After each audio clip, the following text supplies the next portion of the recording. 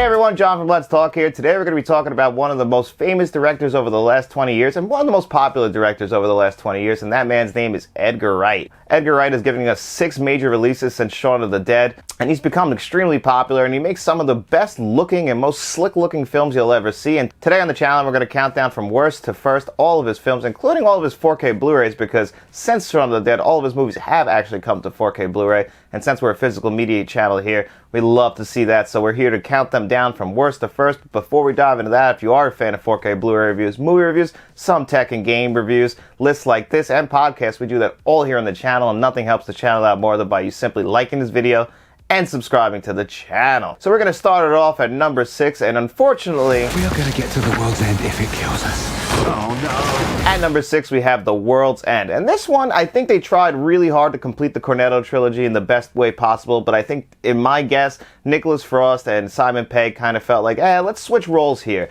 You know, the role that Simon Pegg in this movie usually would be reserved for Nicholas Frost, and the reverse on that, in the sense that Nicholas Frost usually plays that fun-loving guy you always want to hang out with type of character. He's the regular Joe, whereas Simon Pegg is usually stuck up, or you know, he's more of a straight-edge type of character. We saw that in Shaun of the Dead and in Hot Fuzz. So I felt like they both kind of wanted to switch roles and play something different here. But I think if Simon Pegg would have played Nicholas Frost's role and Nicholas Frost would have played Simon Pegg's role, this would have worked out a little better. Not that Simon Pegg does a bad job in that role. I just had a hard time believing him as this middle-aged guy who hasn't really gotten it all together. He's still living for either high school or college. You know, that one night where everything finally went right and everything has gone wrong since then. He's just trying to get the old band back together. Let's do it one more time. Let's run this mile one more time and complete those 12 bars and end it at the world's end. But unfortunately, well, aliens or blanks as they called get involved, and that's where this movie just kind of really, it just doesn't work for me. The sci-fi aspect of this movie, I felt like every time we got there, it doesn't really work with the story that they were trying to tell. I thought the story they were trying to tell before that was perfect. I mean, it just kind of falls apart once we make that switch to hardcore sci-fi. You know, this is a movie that's playing with the rules of like Invaders of the Body Snatchers or all those other 50s, 60s sci-fi movies, because in the Cornetto trilogy, Edgar Wright was trying to make his own satire or spoof or homage to a certain type of genre of film. Shaun of the Dead was horror, Hot Fuzz was action, and now this one was sci-fi. I just think that this one, you could have took the whole sci-fi aspect of the film out and it would have been a better movie. If you were just dealing with people coming into middle age and like what life is like and having to let go of the past and just, you know, you're not that person anymore. If they would have just dealt with that drama fully, I think we would have got a better movie here, because I did get wrapped up in that. I just didn't get wrapped up at all in the sci-fi. And the sci-fi effects, they're supposed to be bad on purpose, but I feel like there was a better alien design than what we actually got. Now, I'm sure it was supposed to look like this on purpose, but I just didn't love that choice personally. And the conclusion of this movie, it does satisfy you. It's not the worst movie ever, but it's just not his best movie. It's still good. It's still a 3-star movie. It's still something that you could definitely sit down on a Friday night and you won't leave it disappointed. You're just going to forget about it really fast. So unfortunately, that is my number 6 for Edgar Wright.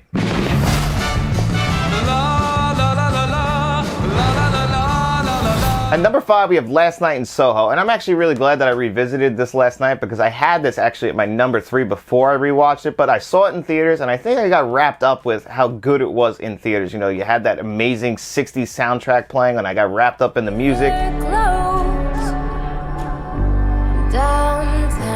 You know, Thomas and Mackenzie and Anya Taylor-Joy both turn in great performances.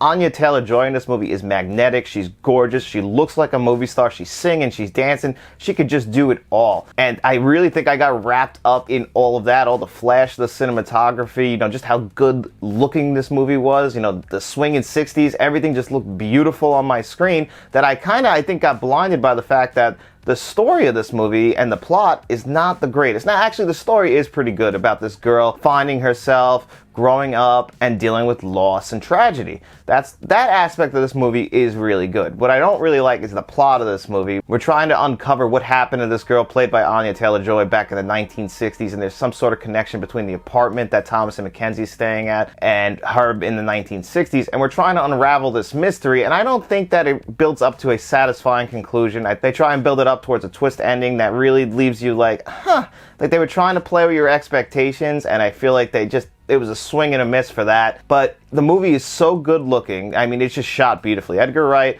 knows how to shoot a movie. Him and his cinematographer, they do just a phenomenal job at making these movies just look slick and sleek that you're never bored. They're all paced so fast. This was like Edgar Wright tackling horror, or like what they now call like elevated horror. Like, he was trying to make a thought-provoking movie that might get the attention of the Oscars.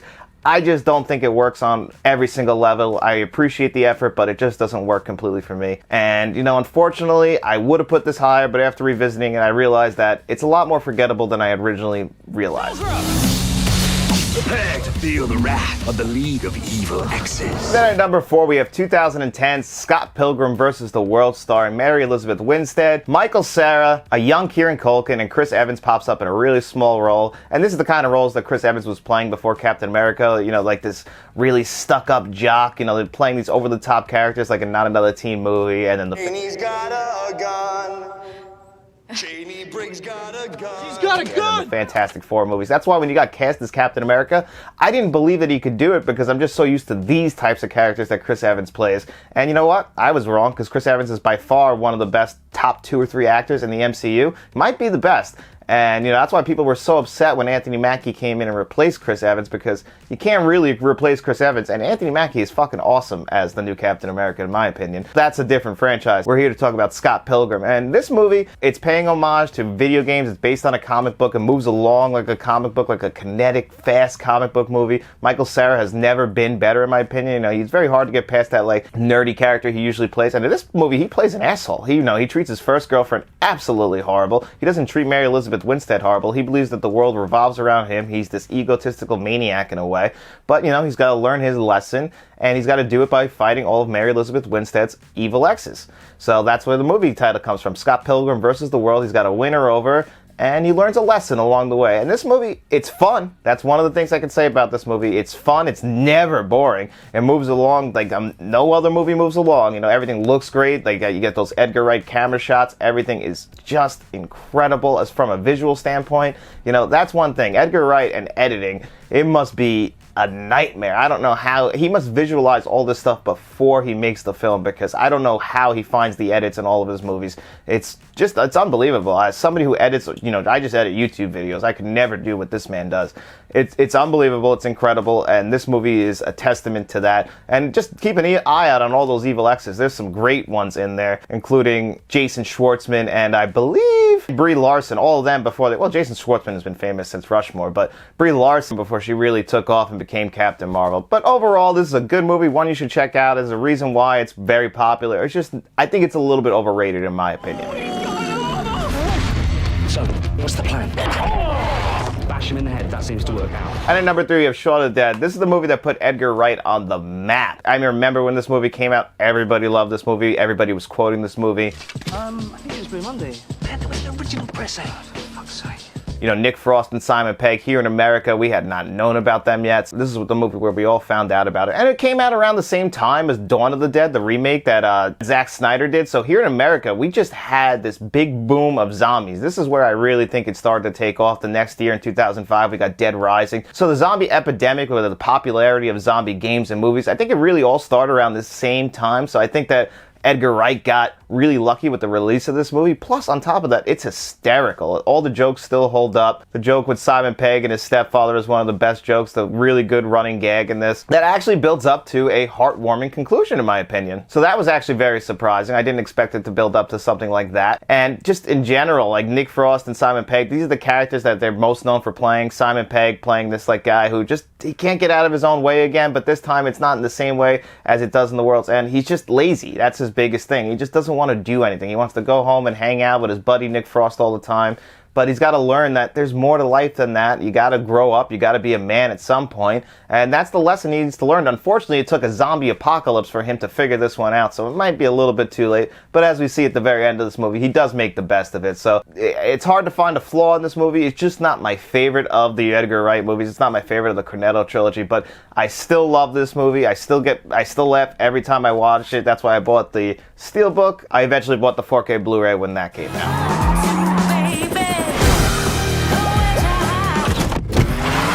And And then at number 2, we have Baby Driver. Now, Baby Driver was a surprise to me. This one came out in the summer of 2017. It stars Ansel Elgort, Kevin Spacey, Jon Hamm, Jamie Foxx, Lily James, and Ezra Gonzalez. And this movie, if you ever wanted to watch a movie that's just going to get you going, this one really deals with music. That's a big part of this movie. Baby, played by Ansel Elgort, is perfect. This movie has a hearing problem, so he's always got headphones in his head. I think they said it's tinnitus or something like that, so he's always got a ring in his ears. So he's got headphones in. So we're watching him basically drive these cars to the tune of whatever song he's listening to. Edgar Wright's a huge fan of music. We have seen this throughout all of his movies, all the needle drops. And he has a certain taste in music, and it's always on display. He's always showing you his favorite songs. And the opening scene with the first heist, because we don't really see the heist, we just see Babies. It's really about the getaway driver, Baby, and his life and how he's dealing with it. And why is he doing this? Why is he the best driver around? He's so young, so why do they trust him? And he's deaf on top of that, so Kevin Spacey makes it clear to everybody else who's involved in these heists that Baby's the best. Don't mess with Baby.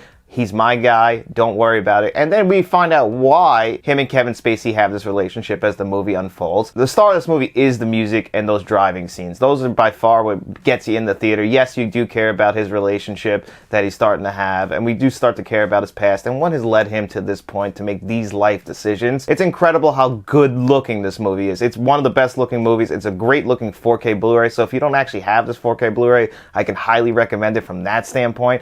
It's just a visually stunning movie with an amazing soundtrack. You'll be playing the soundtrack long after you're done watching the movie. And you get a really good performance in here from Jon Hamm. Jon Hamm, I feel like, a lot of people just know him from Mad Men, and they don't appreciate that the guy can really act. I just feel like he gets pigeonholed at all times as usually he gets pigeonholed as a cop, let's be honest. He always plays like an FBI agent, like in The Town. That's always what he gets put into. They didn't even push the new Fletch movie that came out last year. I think that went direct to VOD. So people don't appreciate Jon Hamm, and he turns in a great performance here. Jamie Foxx in his small role does another killer performance. It's a fun movie. That's really what this movie's about. You go into the theater and you're going to have a damn good time. You're going to leave that theater with a smile on your face, and I promise you'll enjoy this movie. 3 people have died in a week. Accidents happen all the time. What makes you think it was murder?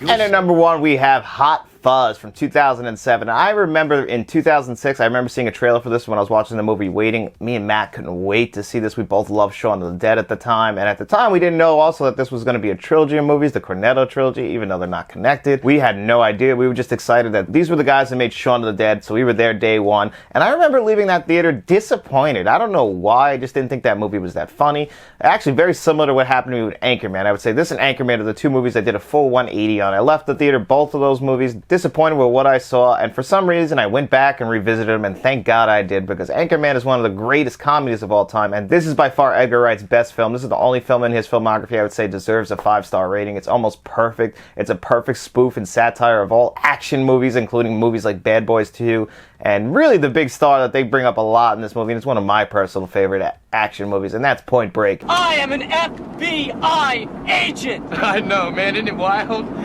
They bring that movie up a lot. There's so many homages just in camera shots. Simon Pegg and Nick Frost are hysterical in this movie. The story in general of just the best cop being sent to a small town because he's making everybody look bad, that's just a funny premise in general. And he uncovers this big conspiracy of this town. The jokes they're perfect. They're perfect jokes. This is a perfect action comedy. And if you ever needed notes on how to write a good spoof movie, this is it. Don't insult the movies. Pay homage to those movies. And they make jokes about it like that. They did perfect with this. This is a movie that Edgar Wright made that I think is a masterpiece. It doesn't get brought up enough because I know people love Shaun of the Dead and Scott Pilgrim vs. the World. Those have probably the biggest cult followings. But for my money, Hot Fuzz is his only perfect film. It's hysterical throughout. The jokes never miss. You get 007 himself, Timothy Dalton, and one of my favorite sight gags of all time, him standing next to that picture of himself with that shit-eating grin on his face.